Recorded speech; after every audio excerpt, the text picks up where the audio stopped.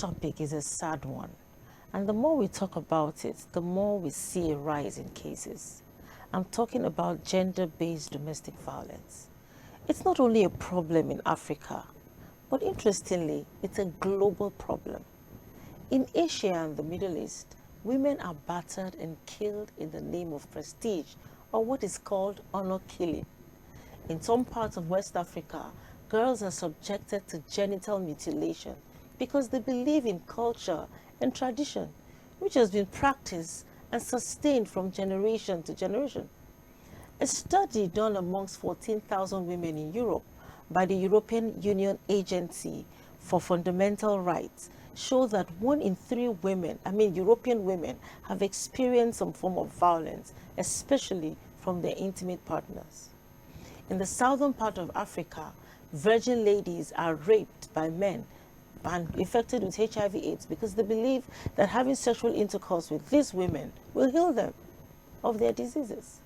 On the other hand, in the world's wealthiest and most industrialized nation, women are also beaten to death by their partners in their homes.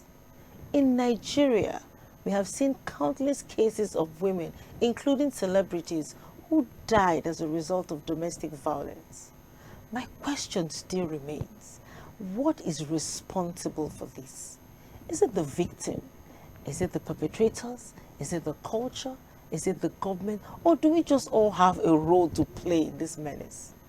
My guest today is Mr. Ejike Ogu.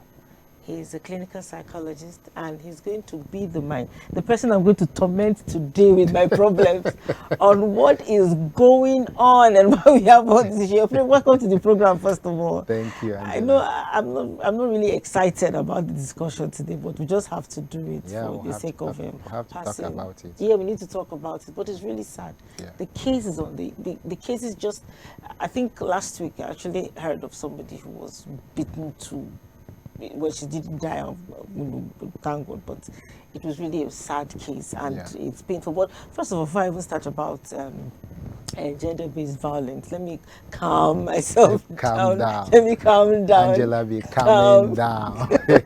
I need to calm down, yeah. It's very emotional. But so you're a clinical psychologist. So what do clinical psychologists do? I think I just want to have an idea what clinical psychologists do, and yeah. Okay, clinical psychologists are behavioral scientists. Okay.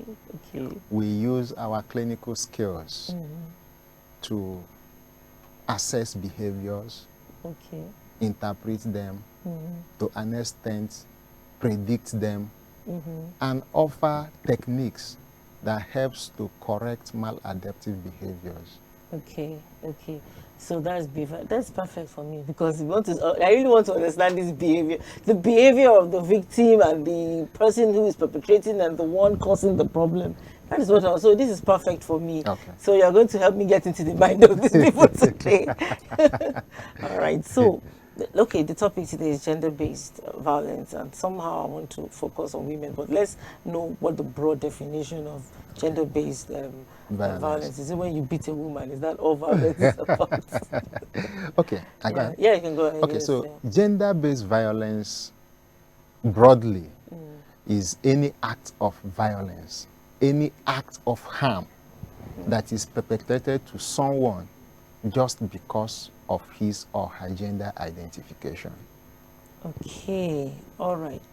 Okay, so because of the person's, because the person is weaker, or just because of course we have two, in the normal sense of it, we have two genders. Yes. For example, there are some job opportunities that naturally, by the fact that this is a woman, they deprive her the offer. That is an act of gender-based violence. Okay, because she's a woman. A woman. You deny her the position, even when she is qualified. It's an act of gender-based violence. Oh, that's part of it? Yes. Oh, okay. You think gender-based violence is only when you beat someone? No, actually, because which means I've been a victim.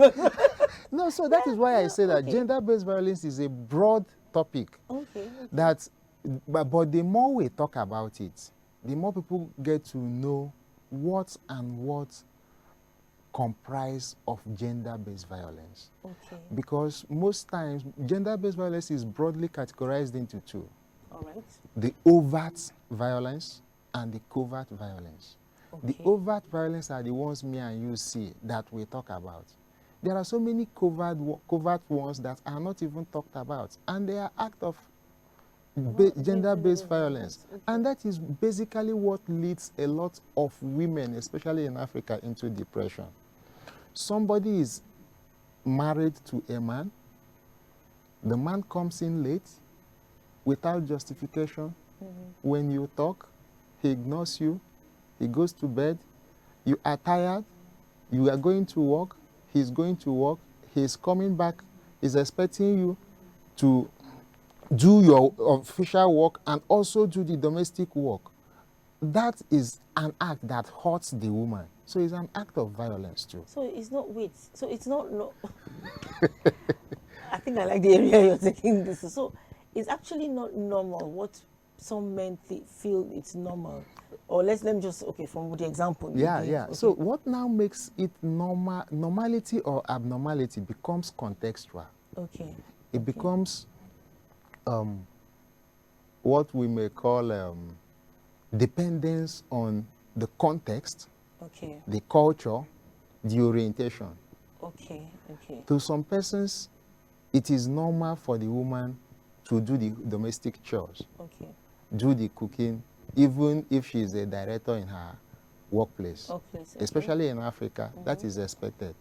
But you also find in the Western clime where the woman will tell you, you are working, I am working. We also have to draw timetable on how to deal with the domestic issues. So, and where you now try to overpower her because you are a man, it becomes an act of gender-based violence. Okay. So gender-based violence is not only when you become physical to a woman. There are also some covert behavioral expressions that are acts of violation of their rights as human beings. Okay. First, before they became a woman. Okay. Yes. Okay. So the important thing now is that that's empathy in treating another person. So what happens to you, what you would not allow happen to yourself, you shouldn't you shouldn't do it to another person. So it becomes a rational thing. Okay. If you were this woman, in the morning both of you left home to go to work, probably you even came in earlier than her, and you are busy watching television, crossing legs, or even going to watch football, as most men do in Nigeria. And then you're expecting this one that is coming in by 6 p.m. to get in, set up the kids, get food done, wash their clothes, get the assignment done, get them ready for tomorrow. Why you do nothing? Just because you are a man. That is an act of injustice. And because in Africa, any woman that tries to project that is being seen as insubordinate woman. Exactly, that's what I'm trying to... Any woman that tries to project that is being seen as an insubordinate woman, they now have to live in a repressed anger, which leads to depression. And that is why most homes are not happy. People manage homes instead of enjoying homes. It should be a thing of mutual understanding, mutual share of activities based on understanding. But then again, I am not here to cause problem between homes. If this is what works for you, and the woman is comfortable doing the womanly role, that's fine. But where our profession comes in is where it is now beginning to affect the relationship in that home, where the woman is feeling cheated, where the woman is feeling maltreated, but cannot say it because of some cultural normative expectations. If such is the case, then we expect maybe to have a conversation between the couple. Let the man adjust his expectations and do things that will make the family thrive, which is the ultimate goal. Oh, so that's actually beautiful, because, you see some women, some people express what is going on. When they can't say it with their words, they begin to express it in their actions. Good. Starts getting angry and snapping at everything, and you keep saying this woman is nagging. Yeah. But sometimes nagging is not actually that the woman is bad, it's just that she's crying out for help, she's being oppressed. Yeah, you see, for any expressed behavior, it starts from a conception of thought process. From the instance we just gave, a woman that expects the husband to help in domestic chores and is not getting that help is already angered. She has a negative emotion, boiling, but she cannot express it because expressing it in that format is against the cultural expectation. And so she finds every small opportunity to vent that repressed anger. So she most likely will not even know that this is, when she's trying to obey cultural norms, she may not know that. Because of her other maladaptive behavior. And sometimes that is what we see in most cases, that somebody will be reporting to you, or the case presentation will be that my wife is nagging. But during clerking and cross-examination, you find out that the cause of the nagging is not probably because the man comes in late, but probably because this woman has worked herself all through, and this man has come in before her. The kids are at home. He has not bothered to ask, have you done your assignment? He's waiting for the woman to come back, get food ready, get the kids baited, get their assignments done, and still wake up by 5 a.m. tomorrow to prepare them for school. So if this woman does all these things, and when she culturally, if she complains that the husband is not helping, she will be seen as a bad wife. Yes. So she will find another way to vent this anger, either by beating up the kids, by every slightest provocation, or by even taking up issues at work. And that behavior now can inadvertently be affecting her own productivity. Because if she begins to express negative energies at work, she may express that energy to someone that will not understand, or her boss, who will now begin to give her punishment for things that ordinarily she has no control over. So if we begin to dissect the concept of gender-based violence, especially as it is visible for us here in Africa, we'll find out that some of the problems we are having will naturally die off. I so love this angle. I didn't even think, I didn't even think of it, because I'm thinking, actually, in my mind somewhere, because the kind of home, I mean, my mom is like the center of everything. You know, daddy comes home, everybody's running around him. She makes sure that everything is ready. And I notice sometimes you can snap at the slightest thing, and we're like, I'm done now. Is it this small thing? But it seemed to be that the stress and the, yes, the pressure is much. And it's just like when you are working in an organization, your boss is doing the things that you don't like, and you cannot question your boss. So you endure whatever your boss gives you, then go and vent it out on your innocent driver, who has just maybe did not pick up the car key at when you expected. Something that ordinarily cannot or should not cause issue, you express over negative energy on it, because there is a trigger somewhere, and the environmental expectation does not allow you to express in that context, so you transfer. Okay, so what should we be doing? Fine. What should we be doing now? Is a problem. What is the solution? The solution most times is what we call assertiveness. Okay. Assertiveness is a concept that deals with ability to communicate your feelings without hurting the listening party. Okay. If I am your husband and I do these things that I have painted, both of us go to work. Most times I come in earlier, but I wouldn't help in the jobs at home. Then I will allow you to come in late. You deal with the cooking, deal with the kids getting ready, deal with their assignments, and do your wifely duty. So most times, naturally you will be stressed. Naturally you will be turned off. But if you find a woman that is able to have this conversation with the husband, to say, honey, Emeka, Biodun, whatever name suits for them, call him, this thing you are doing, do you think is the best? Don't you think that if you come in, probably help in doing this kid's assignment, when I come in, my own work will be less, and we can be able to finish these things on time, catch some reasonable good level of rest, and jack out the following day.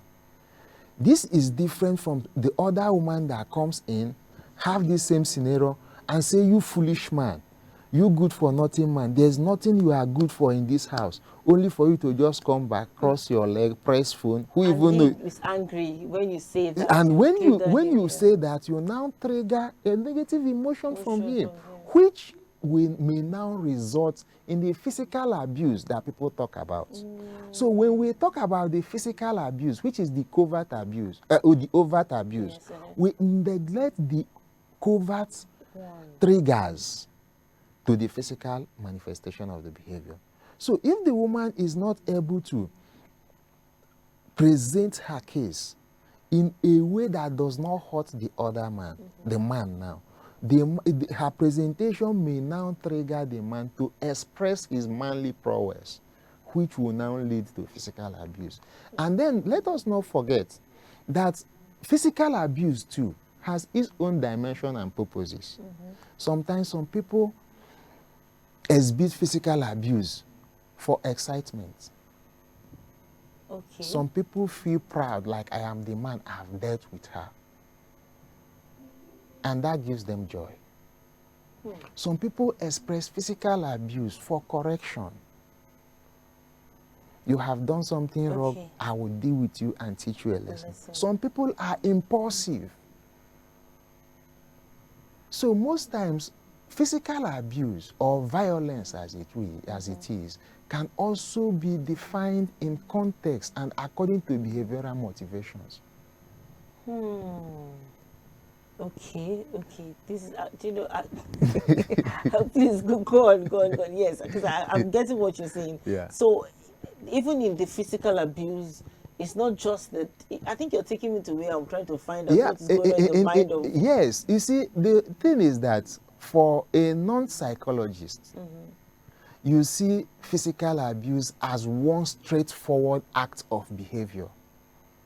But to us, the psychologists, we look at every behavior, dissect it, look at the possible causes. And even in that cause, you also look at possible factors that mediated the cause.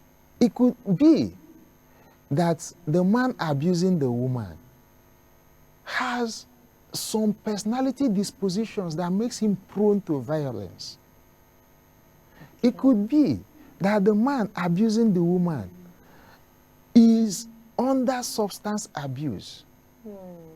It could be that the man abusing the woman is a cultural normative. Okay, that was formed in that is the orientation he has. That is the way they do. That is the way they handle issues. You talk to me, I show you pepper. There are people like that. Yes. So now, if you want to give a universal standard for everybody, it means you need to take time to school every other person, reorient every other person, educate every other person to come up to that your standard that you want everybody to behave. So you don't just pick somebody from the north and expect him to behave like an Easterner. Yeah, because their background and they are different. You don't pick somebody from the west and expect him automatically to begin to behave like someone from the north. Likewise, somebody from the east. So even if you bring three Nigerian men, they have their own various orientation, expectation, and values when it comes to manning their homes. And those expectation, orientation, and values determine their approach to issues in home. So,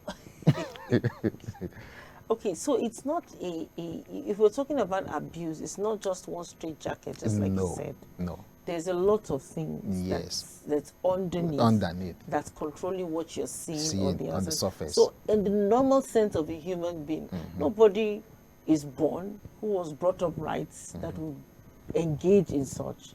I want to assume, yes, you know, that we engage in such. Something would have made them become that kind of person. Yes. That's now talking about the person who is Abusive. being abusive, yes. Now, the person that is being Being abused. abused now, you have cases where people, this kind of thing is happening to them, and they're giving them, you know, benefits of he will change, and at a point in time, the lady dies, and everybody's now crying, oh, she's gone, you've punished her, and all that. So the abuser has a problem. It is Okay. it is a two-way Help me thing. here. All right, okay. Now, the victim The victim, okay. that continues to stay in abusive situation, in abusive relationship, in abusive marriage, in abusive environments. Environment, yes. To an onlooker, you see this person as, does this person have sense? Yes. But Are you then- too weak? But then there are some behavioral motivations. It could be that there is economic dependency. Okay. That And the person so- has money. Yeah. So if the woman is not empowered, her life depends on the man. Maybe with the level of poverty in Nigeria, her life depends on the man. Her family. Depends on the man. And all she does is as a result of the handout from the man. If she lives, having been exposed to luxurious lifestyle, will she be able to adjust to the reality of life outside that home? And so when she has no such power of independence, she tends to manage. One. That's one. Two, cultural expectations, normative values and formations. There are some places that when a woman leaves marriage, she's seen as good for nothing. Yeah. And so that conception is what this young lady grew up with. The mother endured that kind of thing, or even worse. Yeah. And so when she complains to the mother would always say, don't worry, he will change. In fact, your father was worse. That is true. Thirdly, it may also be possible that the man who is abusive is being triggered by the behaviors of the woman. So when the woman knows that I am the cause of this, she tends not to talk about it more, because when the chips are down, she will be at fault. False. Lastly, we live in Africa where the justice system does not favor complainants. And so if you know that you are going to lose in a case, why complain in the first place? So because you know that when you complain, maybe to the family, and at the end of the day, you will be told that it is your fault. 1, 2, 3, countless times. Why do you continue to complain? There will be no motivation to complain any longer. So, what is best to do? Continue to endure. Bringing us back to the concept of assertiveness as a solution.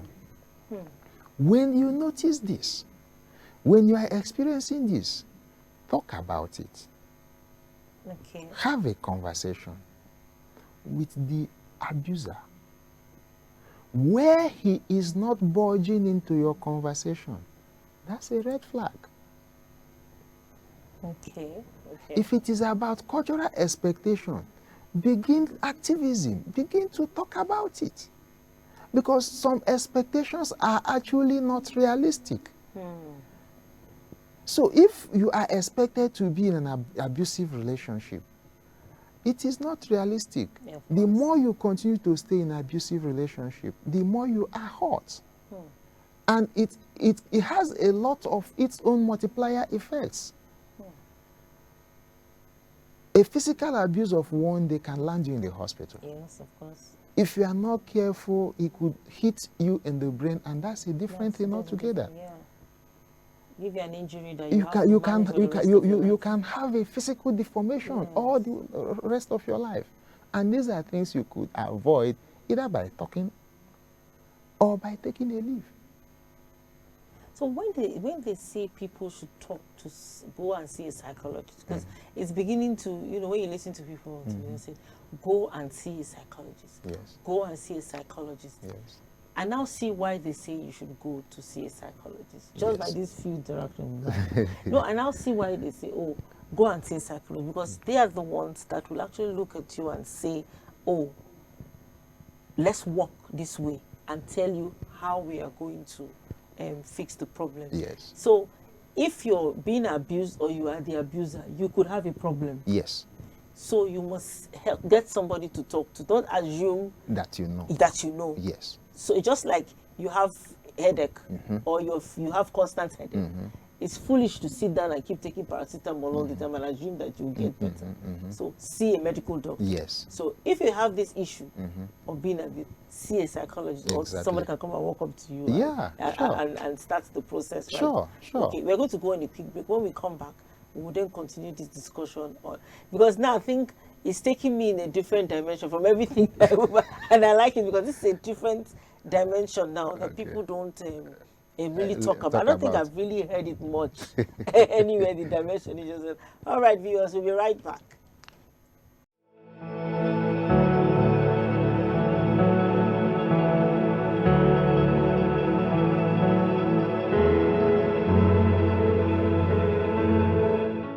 In terms of true worship, we must seek the Lord.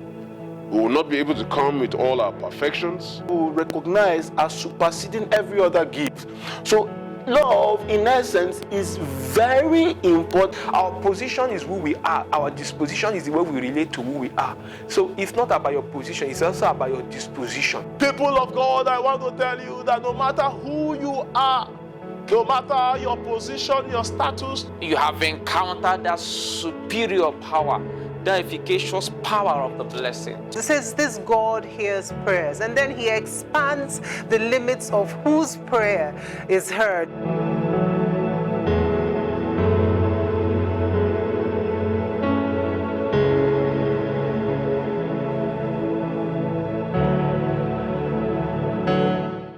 Now streaming, now analyzing, now assessing, now discussing, now sharing your thoughts on everything and every issue that affects you. ACNN's Now Streaming discusses the issues trending and the matters that matter to us all. Join us every Monday to Friday at 10 a.m. on ACNN as we go in depth into every issue that impacts our lives, our communities, and our country.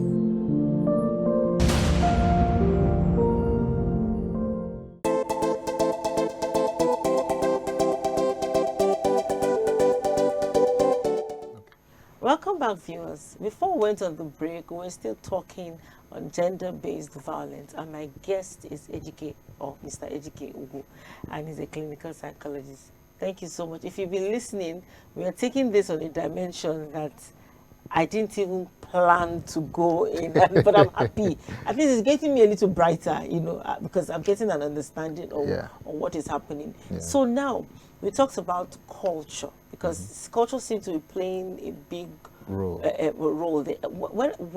Because I was raised in a home where the ladies did all the work, and then the men just loafed around, you know, they didn't do all the work. When I got married and I saw my husband doing domestic, it was strange to me.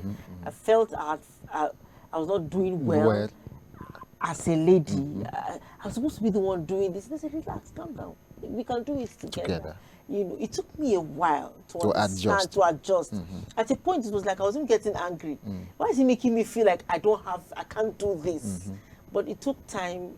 Thank God I didn't have to go and see a clinical psychologist to talk to me about it.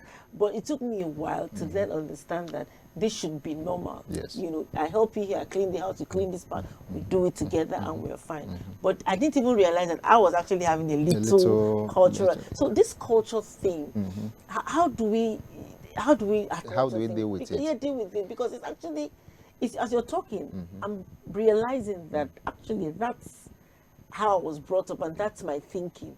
And I realize how angry sometimes I will get, but I will, you know, be quiet about it. But if I didn't fix myself, maybe I would have started attacking him. Why are you making me feel like I'm weak? I don't know how to do it. So somehow, everyone inside of us, we may just have it. You know, from the area I'm from, with Igbo, you have to know how to mazi, daddy, welcome, you know. But I think my husband was not really that kind of person. So how do we handle women that have this kind of mindset already in them? We are handling it already. Handling it, okay. Yeah. Like By the way we are talking about it, people will get to know. You see, just like I said before now, we have a standard behavioral expectation that there should be no abuse in every relationship. But we have a lot of underlying factors that are preventing us from getting to standard. These are personalities, culture, orientation, level of education, substance abuse, nature of work, and so on and so forth. Now, culture is people's way of life. Now, the way of life that does not suit the living the life should be adjusted.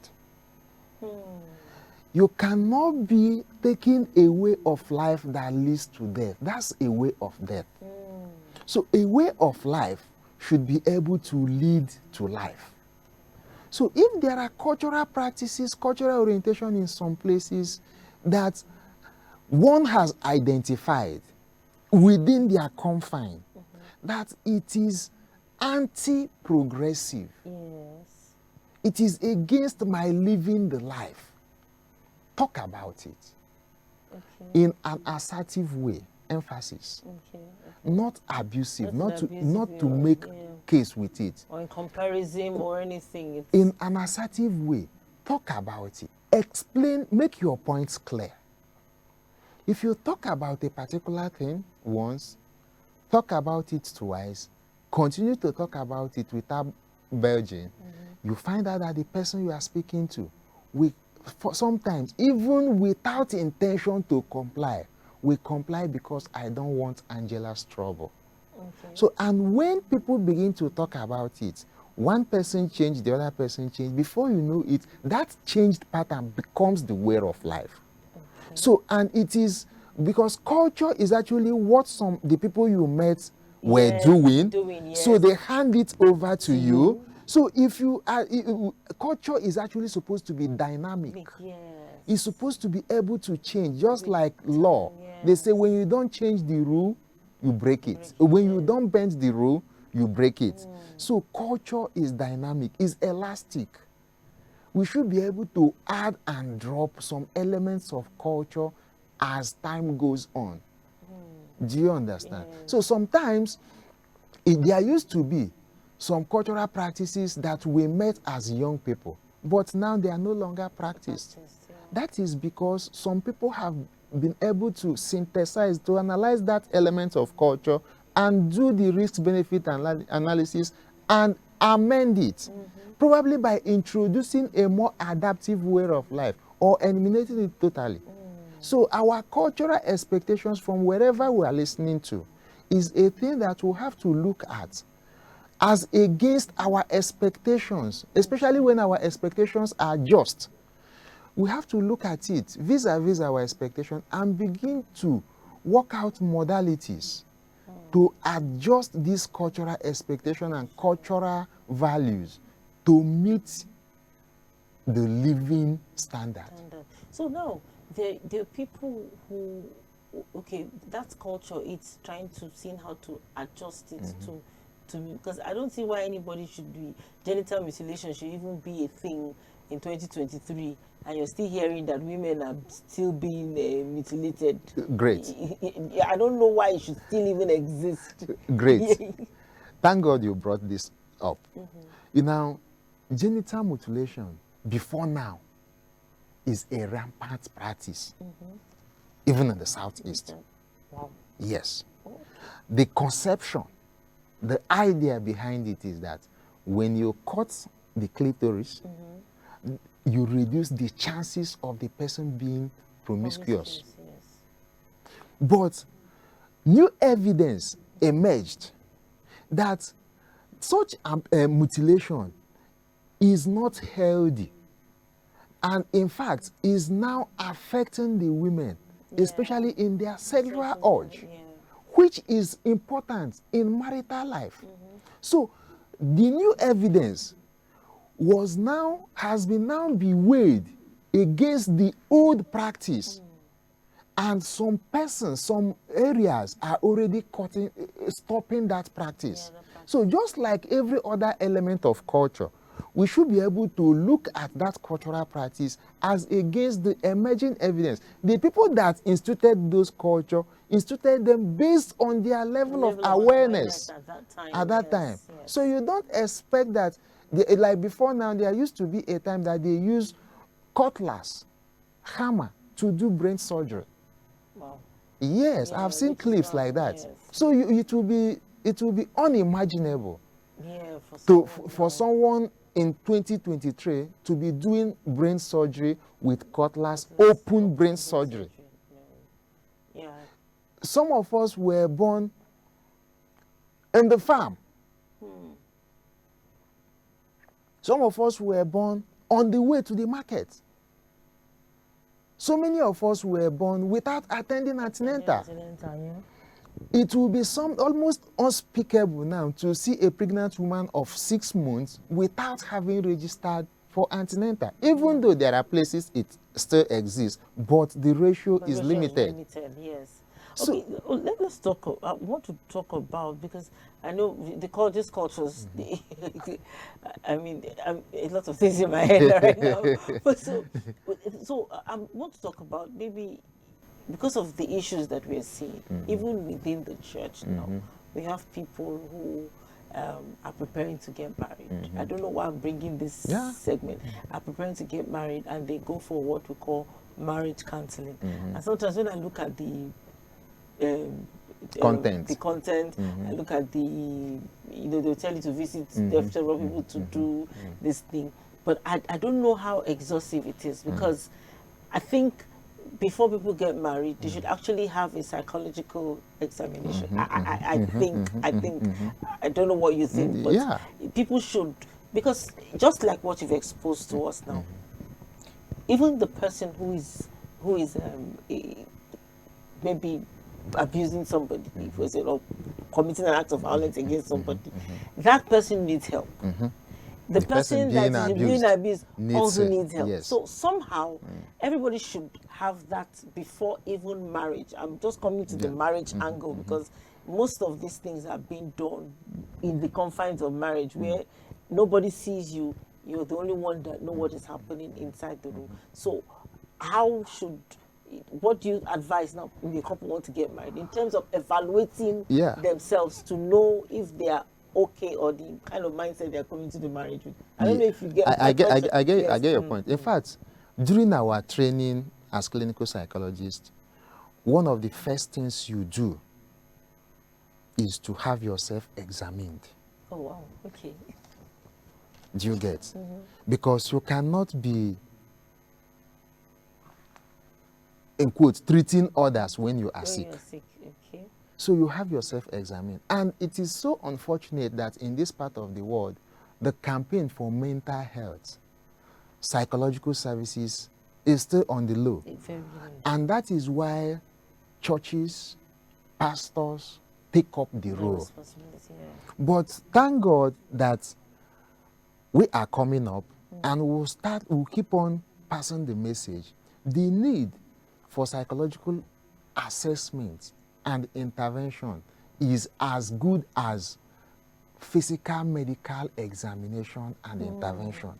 In fact, most times, most of the things that take us to hospital are not medical problems. They are mental health issues.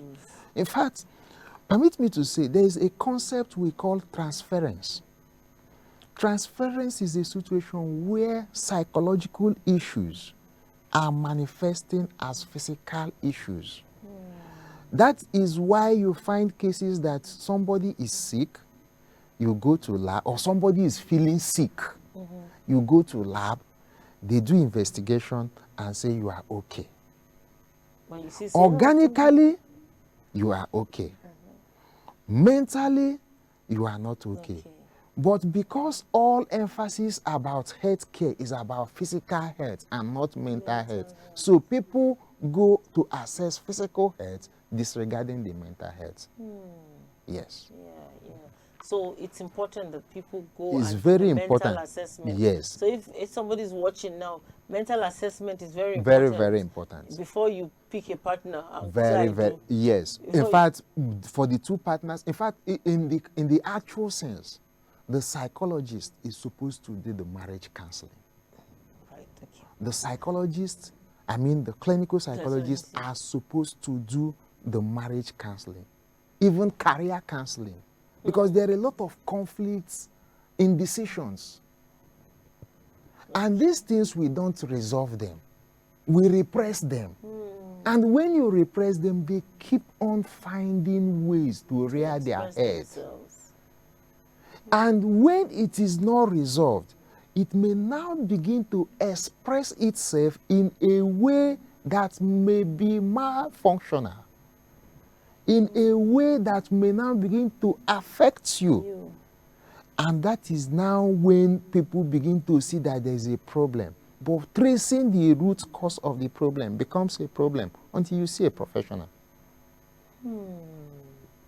So sometimes, even when because some people are in relationships and they see signs. Yes. And they just ignore it. It's okay, you change when they get in. I really like the angle you're coming from. So what are the signs now that somebody sees and says, okay, I'm getting into trouble here? I know you mentioned one. You keep talking about the same thing. And the person is refusing to make any efforts to change. You know, some people, they won't change immediately. But with time, you know, they change. So what are other signs that you see? Or they slap you once and then you say, no, this is over, I'm done. No. You see, the signs are numerous. But what is more important is understanding the cause of the sign. Right. Okay.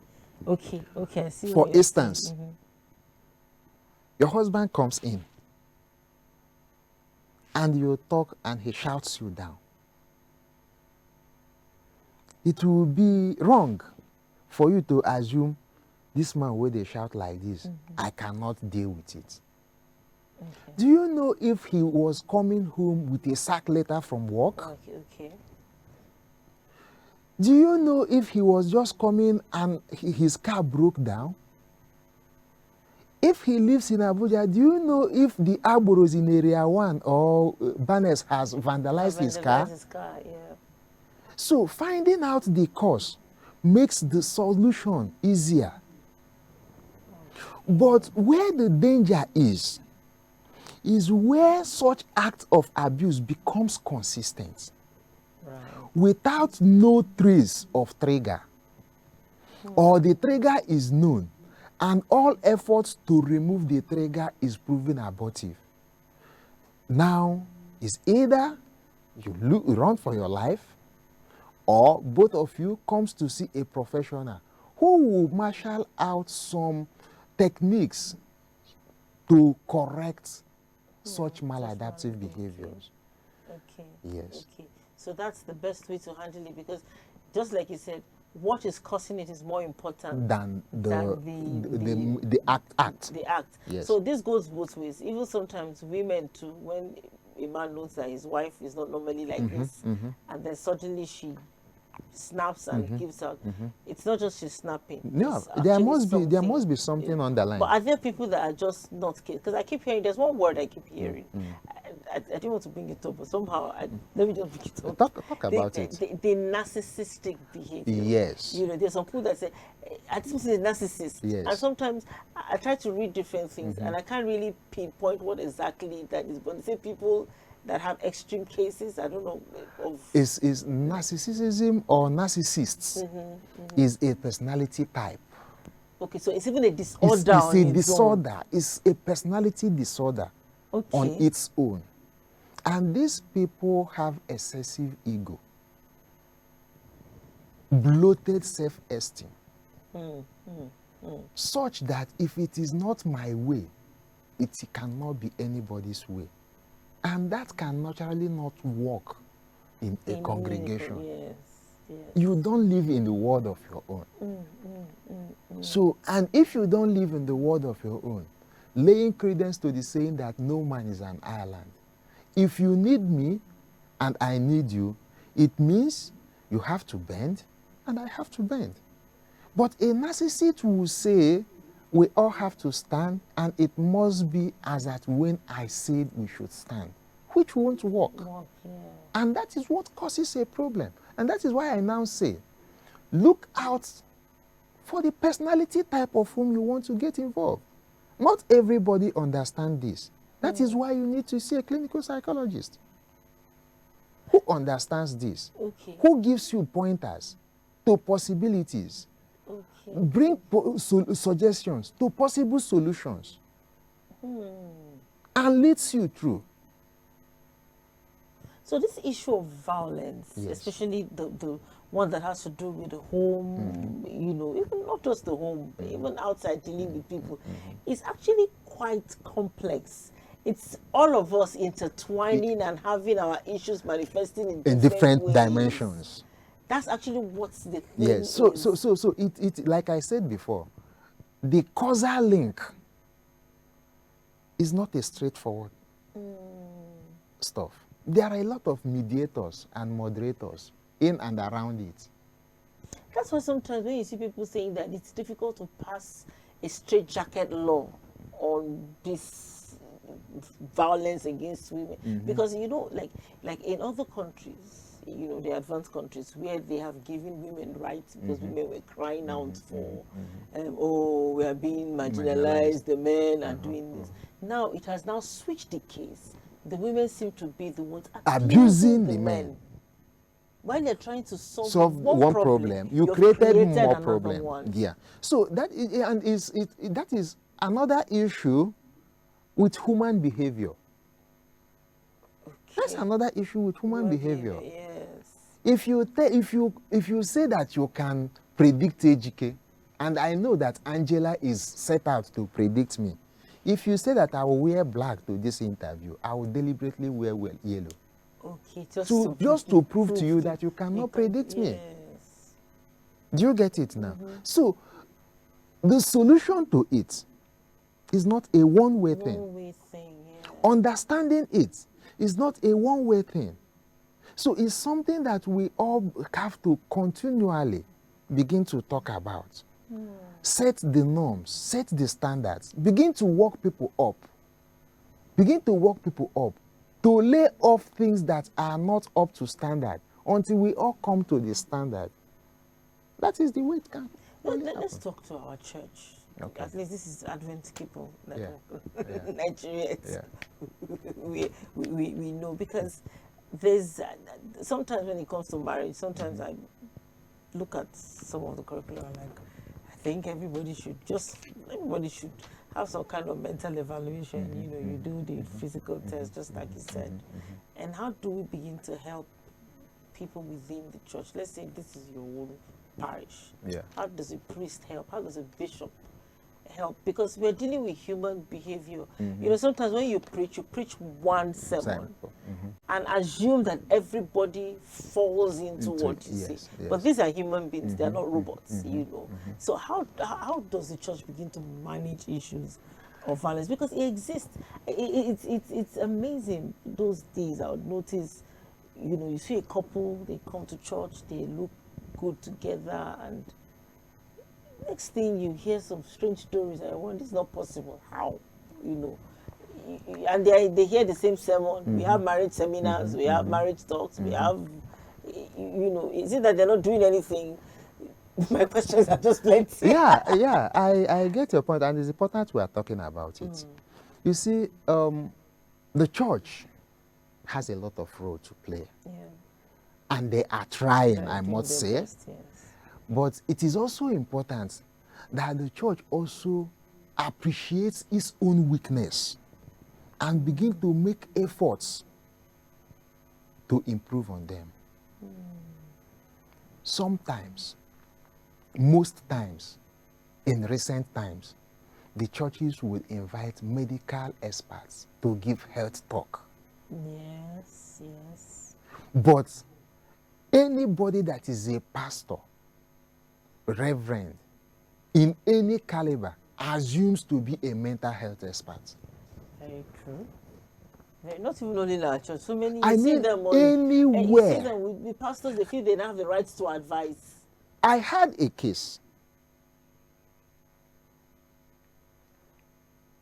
A priest that needed psychotherapy, referred by his doctor. And he said, no, I'm a man of God. I don't need psychotherapy. Wow. Wow. Because he doesn't believe in it.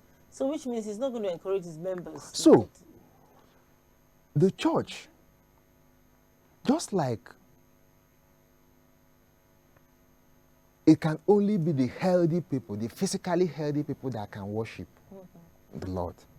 The mentally healthy people are also the people qualified to worship.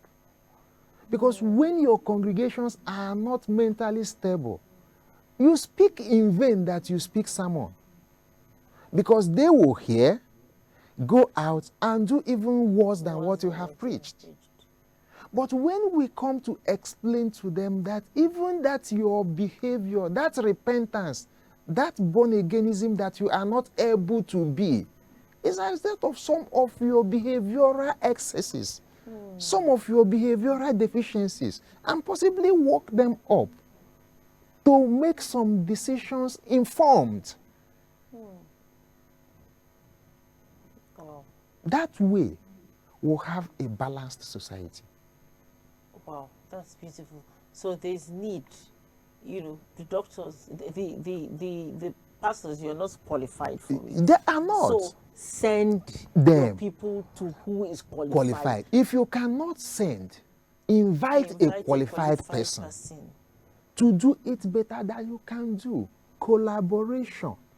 Even talking to you now looks like I just had a therapy session.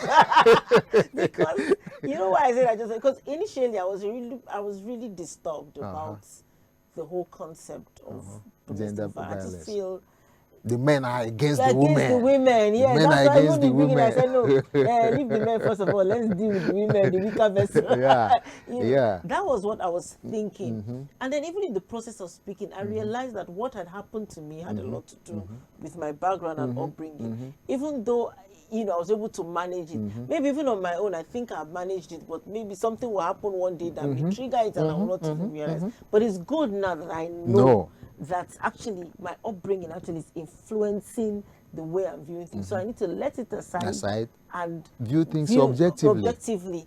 Where you are now, stay here. You're no longer in your father's house.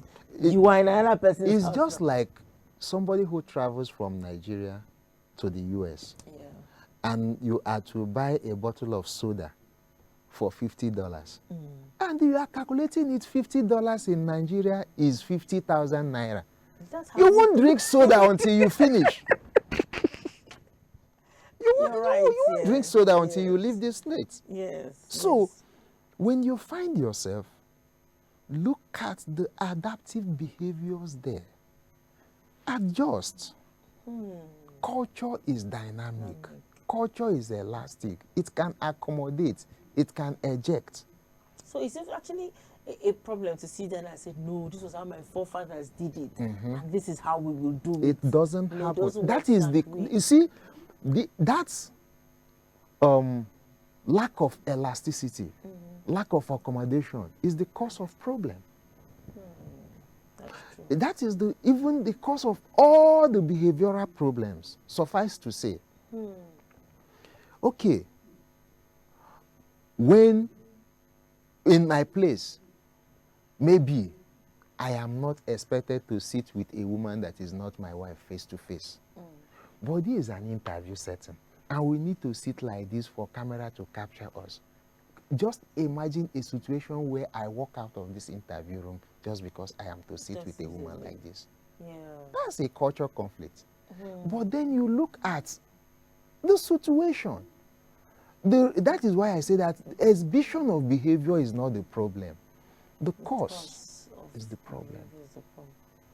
Wow, I like that. The exhibition of the problem It's not the is problem. not the problem. The It's cause. the cause. That is the problem. And that's the one you don't see. That is the one you What don't you see. see is It's the overt is the manifestation. The The covert. covert one is Nobody not. sees it and nobody talks about it. That's a beautiful note. Oh, I wish I could just sit with you. I think I'm ready for a therapy session. Thank you, Mr. HK. Thank you very much. Thank you so much for coming. This recommendation is beautiful. Thank you. Thank you so much for coming. Thank you for having me. And I think I'm going to have to pull you back. Let's talk more on these issues and begin to bring them out.